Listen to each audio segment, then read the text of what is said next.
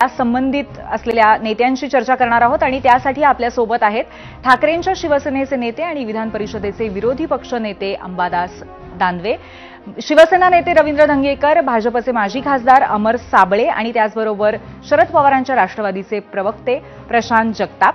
तर आपण सुरुवात करूया अंबादास दानवे यांच्यापासून। दानवेजी, स्वागत आहे आपल्या आजच्या या कार्यक्रमामध्ये। आणि ज्या पद्धतीने हे आरोप झालेले आहेत घायवळवरून, त्या बाबतीमध्ये पिता पुत्रांनी पूर्णपणे हात झटकलेले आहेत, आपण पाहिलेलं आहे। तर त्याच्यावरती आपण काय प्रतिक्रिया द्याल, आपलं काय म्हणणं यावर?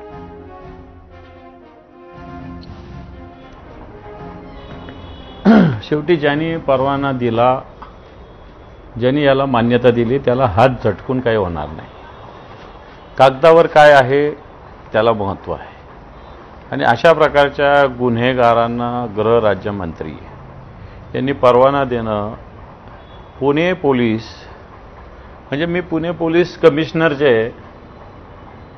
भले ठीक आहे, आता सत्ता असं, परंतु त्यांच्या कामाविषयी आपण फार काही असं ऑब्जेक्शनेबल जास्त नाही बोलू शकणार। थोडे बहुत सगळ्याच अधिकाराविषयी तक्रारी असू शकतात, परंतु अशाविषयी पुणे पोलीस कमिशनर काही अयोग्य निर्णय घेतील असं एकंदर मी त्यांना ओळखतो, अमितेश कुमार साहेबांना। बिलकुल या प्रकरणात ते कोणाचाही मुलायजा न करणारे, उद्या राज्याच्या मुख्यमंत्र्यांनी जरी फोन केला तरी ऐकणार नाही अशा स्वभावाचे आहेत, एवढे मला माहिती आहे। आणि तसंच असलं पाहिजे त्यांनी। परंतु अशा प्रकारच्या कमिशनरनी असं रिजेक्ट केलेलं गृह राज्यमंत्र्यांनी ॲक्सेप्ट करणं हे सगळ्यात चुकीचं आहे। याच्यातून अधिकाऱ्यांचं पण मनोबल कमी होतं। मी वेगळा मुद्दा याच्यातून मांडतो की याच्यातून अधिकाऱ्यांचं सुद्धा मनोबल कमी होतं की जे पुणे पोलीस कमिशनर अशा पद्धतीनं परवाना रिजेक्ट करतात, त्याला जर गृह राज्यमंत्री परवाना देत असेल, बरं कोणाला देतात?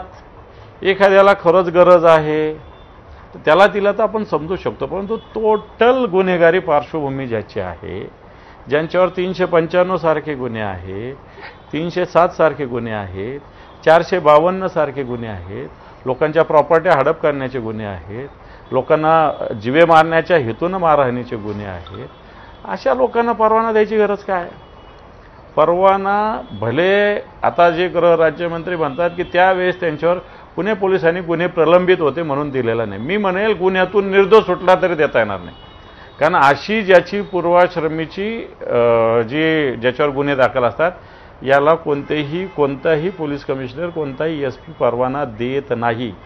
आता मराठवाड्यामध्ये वाल्मिक कराडांचं प्रकरण झालं, सगळे मराठवाड्यात परवाने देणं बंद केले, जवळपास रिन्युएशन सुद्धा बऱ्याच ठिकाणी बंद आहे। आणि मग असं असताना घायवळ ज्यांच्या घरामध्ये बुलेटच्या गोळ्या सापडल्या, असं सापडलं ज्यांच्यावर असे गुन्हे आहेत, आणि अशा लोकांना जर परवाने देण्यासाठी गृह राज्यमंत्री माझं चुकत नसेल तर तुम्ही स्वतः म्हणाला होता दुर्दैवी आहे, हे चांगलं नाही। तुम्ही स्वतः म्हणाला होतात की तुम्हाला सुद्धा परवाना मिळत नाहीये, म्हणजे एकंदरीतच कुठेतरी सर्वसामान्यांसाठी वेगळा नियम आहे आणि गुंडांसाठी वेगळा नियम आहे, असं चित्र कुठेतरी उभं राहत आहे। कारण मी सुद्धा माझ्यावर सुद्धा राजकीय गुन्हे आहेत, बरोबर आहे। माझ्यावर तर रास्ता रोकोचे गुन्हे आहे, रास्ता आंदोलन निदर्शनाचे गुन्हे आहे, तरी पोलीस परमिशन देत नाही। ठीक आहे, नाही देत, पोलिसांचा तो अधिकार आहे। आम्ही अपील केलं असतं तर आम्हालाही मिळालं असतं, परंतु मला असं वाटतं पोलिसांचा अधिकारी आपण अबाधित ठेवला पाहिजे।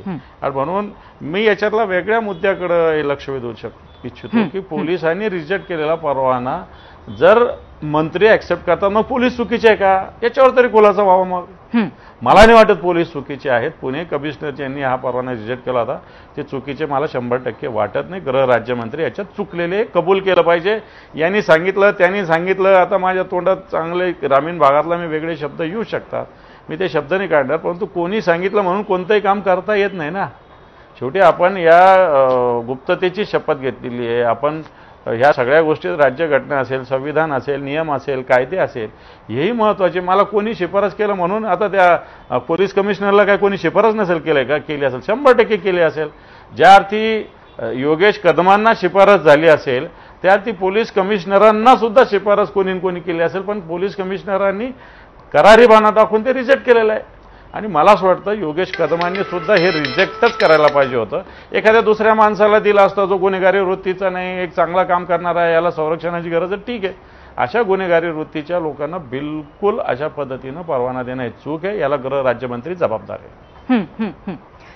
आपण आता म्हणालात की योगेश कदमांना ही शिफारस झाली असेल, तर आपला रोख नक्की कोणाकडे होता?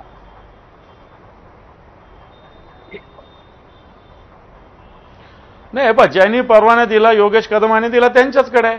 मी असं म्हटलं की जसं योगेश कदमांच्याकडे सांगितलं जातं की कोणीतरी वरिष्ठ नेत्याने, आता तुम्ही रामदासभाईंचं मला व्हर्जन दाखवलं, त्यांनी मला एका वरिष्ठ माणसाने हे केलं ते केलं. खरं तर मला असं वाटतं योगेश कदम याचं योग्य उत्तर देतील. प्रत्येक विषयात सक्षम झालेला मुलगा, आता 2दा निवडून आलेला आहे, मंत्री आहे, त्याला प्रत्येक वेळेस वडिलांनी उत्तर द्यायची गरज नाही असं मला वाटतं. त्याच्यामुळे ते उत्तर देतील ना योगेश कदम. एवढं सभागृहात बोलतात, सगळीकडे बोलतात, हे उत्तर ते देतील. माझा रोग डायरेक्ट योगेश कदमांना ज्या अर्थी शिफारस झाली त्या अर्थी कमिशनरलाही शिफारस झालीच असेल ना, पण कमिशनरांनी ऐकलं नाही, योग्य केलं, हे माझा मुद्दा आहे याच्यातला. बरं, ठीक आहे. मग आपण रवींद्र धंगेकर यांच्याकडे जाऊयात. रवींद्रजी, या आरोपांना आपण कसं उत्तर द्याल?